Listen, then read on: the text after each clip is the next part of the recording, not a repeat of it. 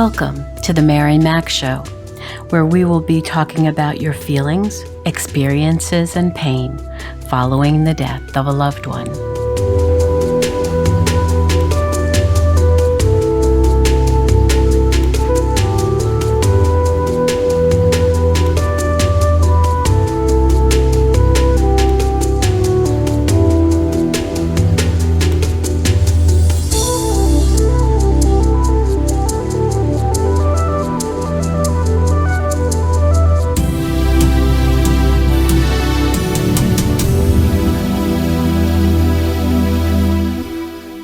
Good morning, good afternoon, good evening. Wherever you find yourself in this entire world, I welcome you. How are you, my friend? I hope you are safe and healthy. Did you get a chance to listen in to last week's episode? I know. It certainly was heavy duty, wasn't it? You might have heard yourself let out a huge sigh when that episode was over. I realize most of us never want to contemplate our own death and the steps leading up to it. But this seems like as good a time as any to start to address this issue, even if we don't want to. Only adults, not immature individuals, deal with uncomfortable issues. Others try to sneak past it, trying to believe it will all be worked out by itself. But it never does, and usually those surviving you will be left to clean up the mess you left behind. Don't do that to those in your family. They don't deserve the confusion, grief, and all the details you didn't handle. Think how you would feel if that were you. This week, I want to talk to you about how to open the conversation about death with those you love.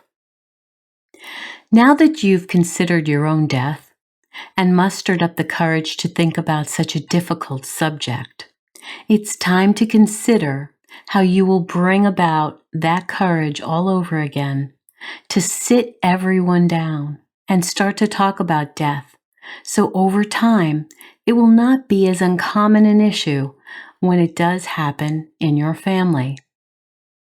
So let's look at some of the situations where conversations around death are needed.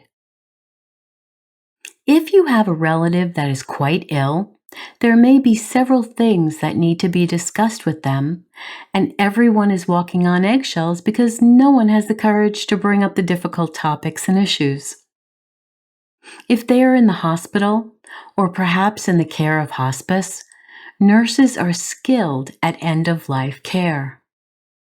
They may ask the patient if they would like to see a chaplain, and after that person arrives, the person who is ill might not be ready to talk about their impending death.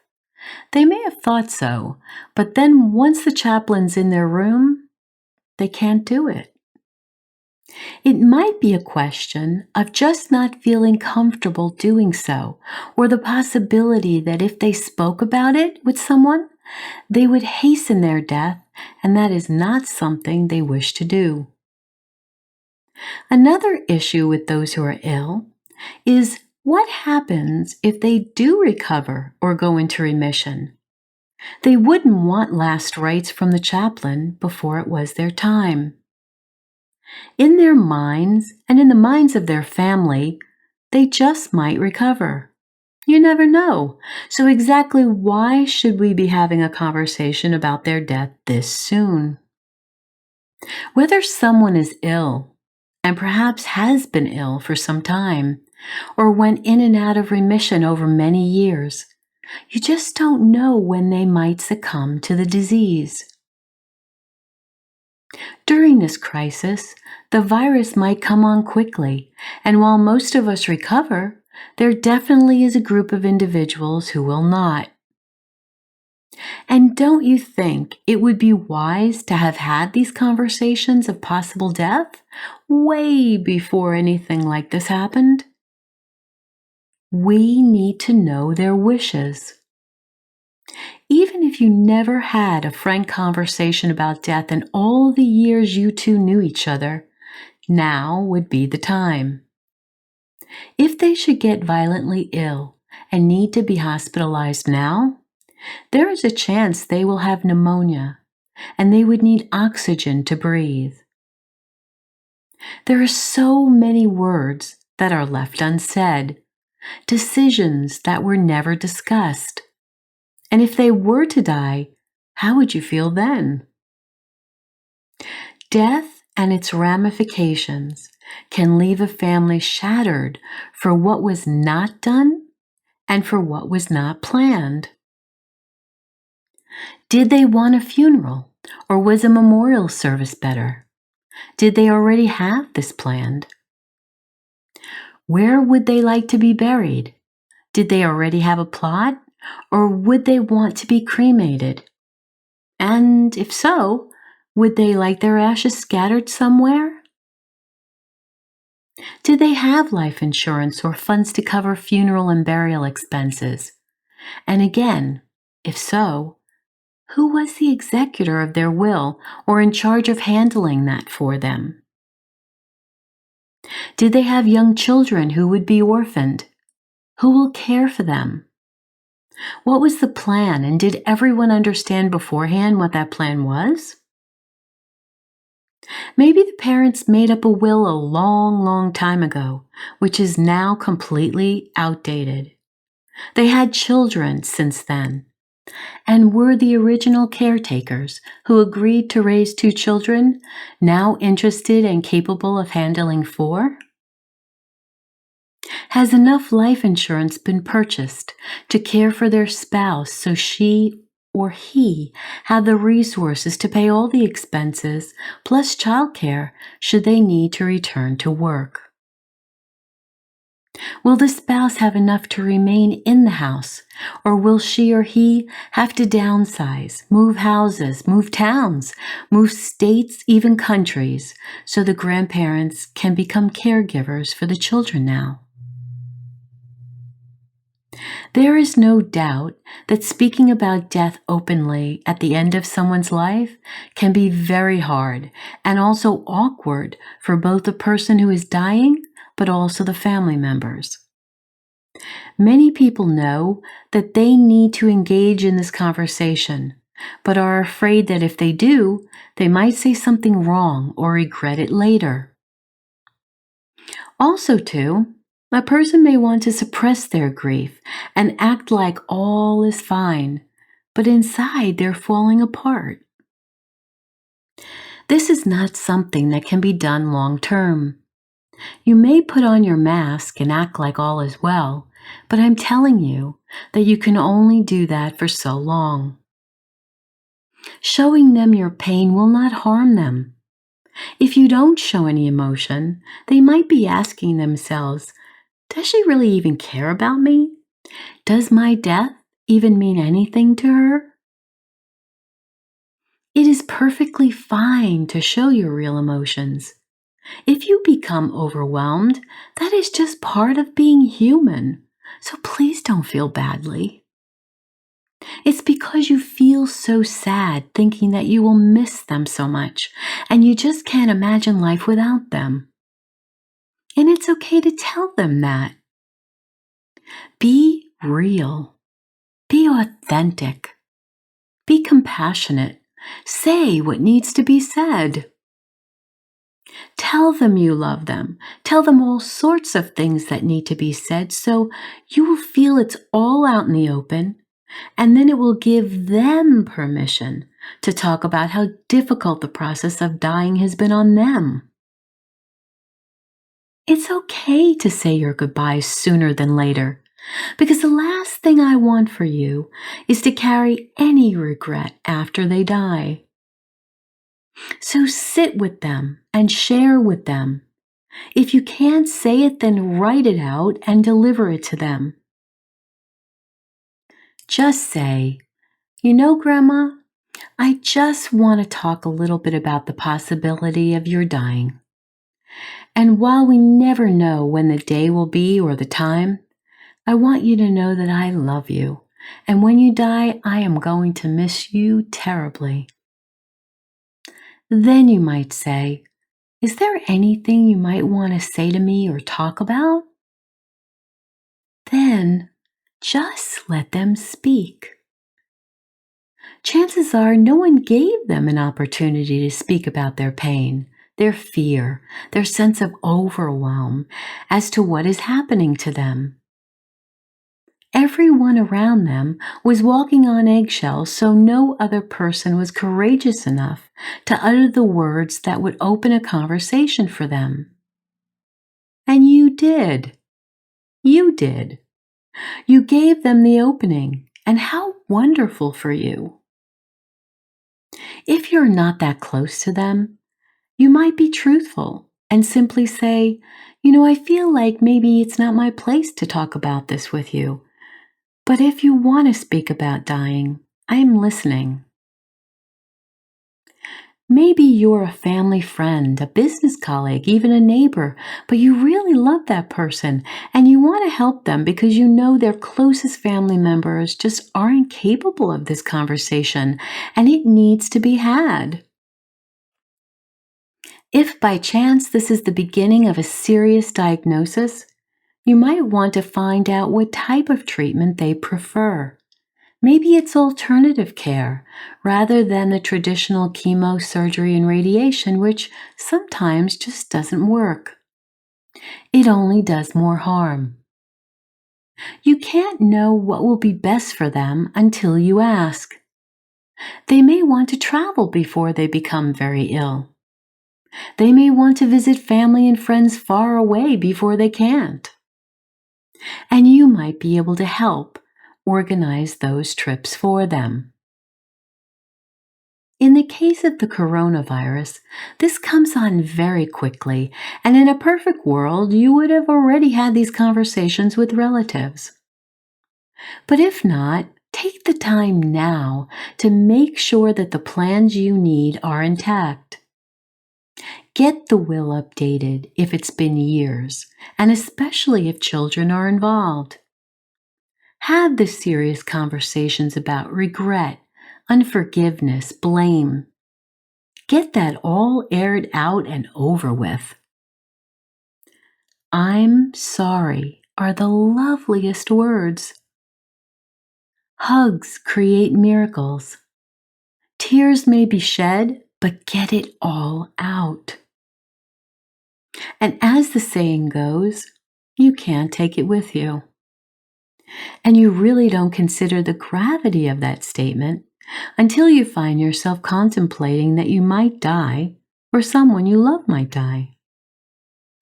Before there are fights about the china and money, take the time now when you're well to get that straightened out. Things are just things. You can always get others. Money is money. Whatever they decide to do with their money, you can either respect their right to handle it as they see fit, or you can hold grudges because you didn't get what you thought you were due. If you decide to hold grudges, just know that when our immune system is continually toxic and we hold bitterness and resentment and anger, those feelings have consequences, and it's usually in the form of some disease. Our bodies are not at ease, which harms us internally, causing all sorts of unrest and illness. Just remember, it's people who are rare, not things. There will only be one of you. And spending the time we need with those we love, leading up to their death, is the greatest gift we can give them and ourselves. As death approaches, and I certainly hope you are able to be with your loved one when that time nears, they may not be able to speak with you any longer. It is then you hold their hand, kiss them, hug them lightly, and whisper into their ear. They can hear your words. They can hear everything around them.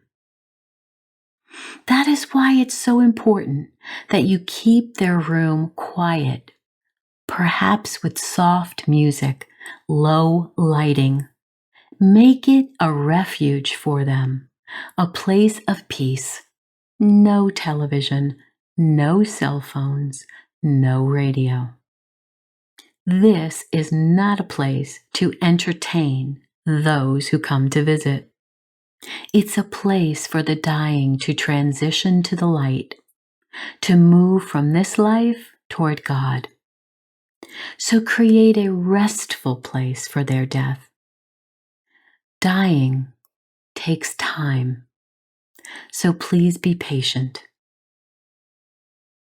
If they cannot drink, take the swabs with water and lightly glaze them around the inside and roof of their mouth so their mouth isn't so dry. Reassure them that you are there. Sometimes their eyes will be opened. Sometimes their eyes will be closed. It might be just too much work for them to keep their eyes open and speak with you.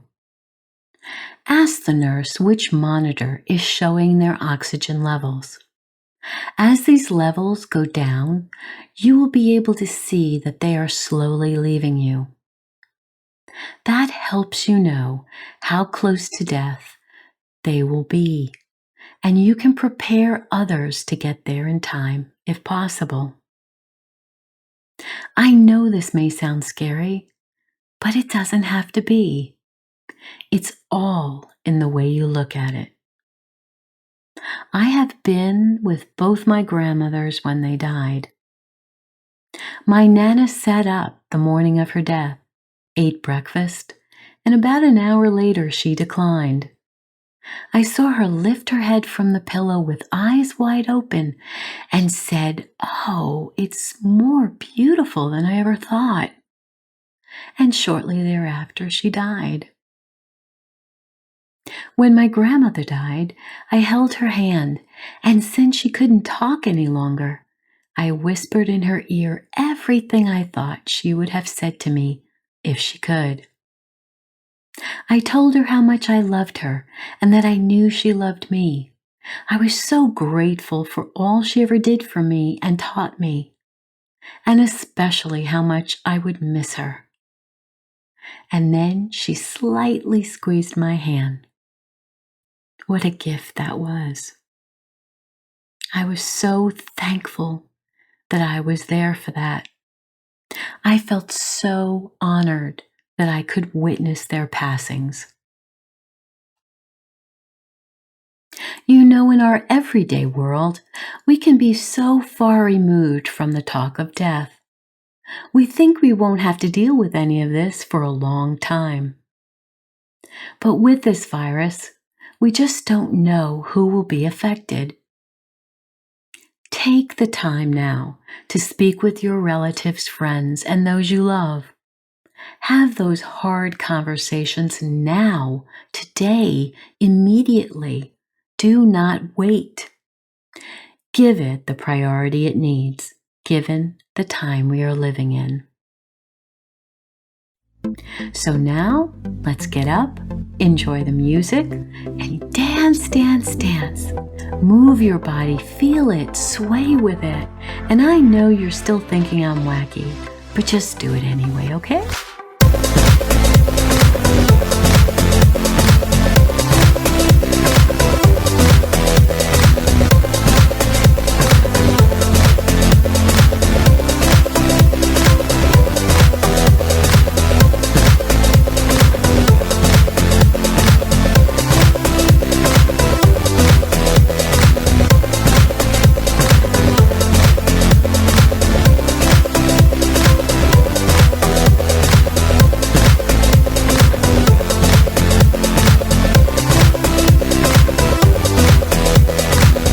Thank you for joining me today.